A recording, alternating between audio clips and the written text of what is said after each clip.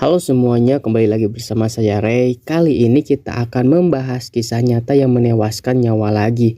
Yang mana ini tuh ada seorang pria yang membakar hidup-hidup manusia hingga tewas. Pasti kalian nanya, kok bisa sih Ray sesama manusia tega membakar kayak gitu? Oke, langsung aja aku jawab dan aku bawakan dalam bentuk alur cerita. Hayu lur. Jadi lur, ada sepasang suami istri, mereka bernama Usaini dan Mulyati. Sepasang suami ini hidup dengan ekonomi yang pas-pasan. Buat makan aja mereka hanya dengan seadanya. Sebagai manusia yang normal ya tentu saja mereka pastinya ingin memiliki garis keturunan.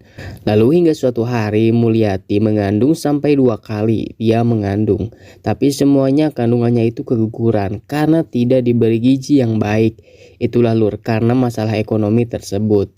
Hingga suatu hari Mulyati mengandung kembali dan anak yang ini akhirnya bisa lahir ke dunia. Anak ini bergender laki-laki lur dan diberi nama Ali. Tapi karena masalah ekonomi, pasangan suami istri ini pun berpikir agar anak mereka bahagia. Mereka berpikir tuh untuk menitipkan Ali ke pamannya yang bernama Bambang.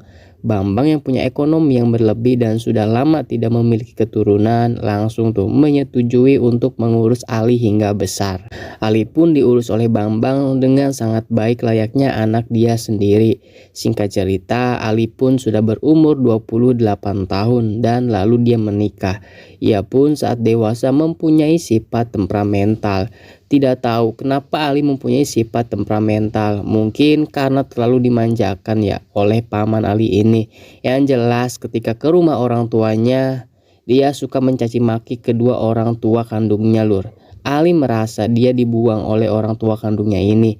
Jadi dia ini tidak mengerti lur bahwa orang tuanya melakukan hal tersebut ya karena sayang kepadanya. Nah lur, Ali ini bekerja di sebuah rumah makan. Dia bekerja sebagai pelayan di sana. Dan teman kerjanya ada Sheila dan Rosida yang masih berumur 18 tahunan. Sifat Rosida ini orangnya sangat terbuka. Rosida ini suka bercanda lur dan asal ceplas-ceplos doang gitu kadang-kadang juga. Nah ke si Ali juga si Rosida ini suka bercandain Ali dengan sebutan gendut.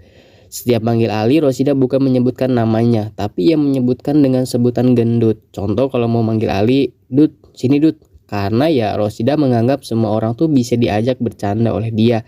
Tapi Ali beda lur, walaupun Ali diam, tidak berkata apa-apa saat Rosida memanggil dengan sebutan gendut. Tapi dalam hati Ali, ia menyimpan dendam kepada Rosida. Hari demi hari, Ali menyimpan dendam dan puncaknya saat itu Ali sedang mengantarkan makanan ke pembeli. Dan di saat itu kebetulan ada si Rosida di sana yang sedang bercanda dengan pembeli tersebut. Kemudian Rosida seperti biasa lur, manggil Ali dengan sebutan gendut di depan pembeli dan lumayan banyak orang di sana. Ali pun merasa malu. Dia merasa dirinya diinjak-injak oleh Rosida yang sebenarnya menurut Rosida itu hanya candaan biasa. Lalu saat sore hari Ali meminta tumpangan tuh ke si Rosida untuk diantarkan ke rumahnya. Rosida pun di saat itu bingung karena tidak seperti biasanya Ali meminta tumpangan. Lalu di saat itu Rosida menyuruh Ali untuk membawa motornya tersebut. Dia ingin dibonceng saja lur, tapi ya si Ali ini terus menolak untuk menyetir motor tersebut. Singkat cerita setelah banyak perdebatan nih Rosida pun mengalah lah dan ia membonceng Ali. Dia pun menyetir motornya. Mereka pun akhirnya jalan. Nah di perjalanan Ali meminta untuk Rosida lewat jalan yang tidak biasa dia laluinya. Rosida pun bingung kenapa Ali ini meminta untuk lewat jalan yang sangat sepi. Di sana hampir tidak ada orang sama sekali lur. Rosida pun menuruti lagi nih permintaan Ali. Mereka pun lewat jalan sepi tersebut. Di tempat sepi tersebut Ali meminta Rosida untuk memberhentikan motornya. Rosida di sana terus-terusan bingung nih. Kenapa si Ali ini sangat aneh gitu dari pagi hari sampai sekarang. Ia merasa Ali seperti orang yang berbeda. Rosida pun memberhentikan motornya dan tiba-tiba Ali langsung menonjok Rosida dan mencekik leher Rosida. Ia berkata bahwa Rosida sudah sangat keterlaluan. Dia merasa Rosida sudah di luar batas. Emosi yang dipendam selama ini Ali keluarkan tuh semuanya dengan menyiksa Rosida. Ia mencekik, memukuli dan menyiksa Rosida hingga tewas.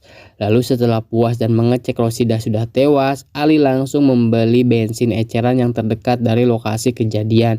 Ia pun menyiramkan bensin tersebut ke tubuh Rosidah. Lalu Ali yang sudah mempersiapkan korek dari rumahnya, ia langsung menutupi tubuh Rosidah dan membakar jasadnya. Tidak cuma sampai di situ, Ali pun mengambil barang berharga milik Rosidah seperti sepeda motor, handphone, dan uang cash. Semuanya yang ada di sana Ali ambil. Lalu ia pun menjual motor si Rosidah ini.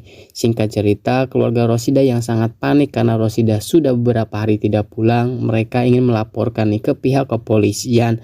Lalu di sisi lain, warga yang melihat ada kaki yang tergeletak di tanah, ia pun menghampirinya dan pas dibuka ia kaget bahwa terdapat jasad perempuan yang sudah habis terbakar.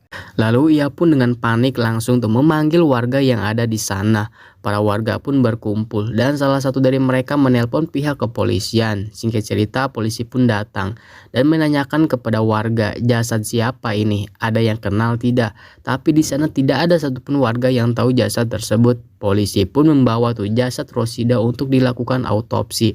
Lalu singkat cerita, dengan kerja keras pihak kepolisian karena tidak ada keluarga yang melapor ada kehilangan anggota keluarga, mereka pun berhasil mengungkap jasad tersebut. Mereka pun berhasil menemukan identitas Rosidah dan langsung tuh menuju ke kediaman keluarga Rosidah. Keluarga Rosidah histeris di sana. Mereka tidak menyangka bahwa putrinya yang ceria harus tewas dengan cara yang sadis. Setelah mendapatkan informasi tempat kerja Rosidah, polisi pun mendatangi tempat kerja Rosidah. Dan setelah tahu bahwa terakhir kali Rosidah bersama Ali, pihak kepolisian pun langsung tuh mencari keberadaan Ali. Singkat cerita, lalu setelah kejar-kejaran dengan Ali pun berhasil dilumpuhkan dengan tembakan timah panas di kaki kirinya. Lalu Ali pun diamankan oleh pihak kepolisian. Ali dibawa ke kantor polisi dan diinterogasi. Lalu akhirnya Ali ditetapkan sebagai tersangka pelaku pembunuhan Rosidah. Itu dia lur, kisah Rosidah yang tewas dibakar jasadnya oleh teman kerjanya sendiri. Ngeri kali ya lur. Ada-ada aja gitu ya pikiran orang-orang zaman sekarang. Tega gitu, bunuh teman kerjanya sendiri. Komen lur, menurut kalian si Ali ini layak nggak dihukum mati? Silahkan komen dong, pengen tahu kita. Oke, terima kasih yang sudah nonton sampai selesai. Sampai jumpa di video selanjutnya.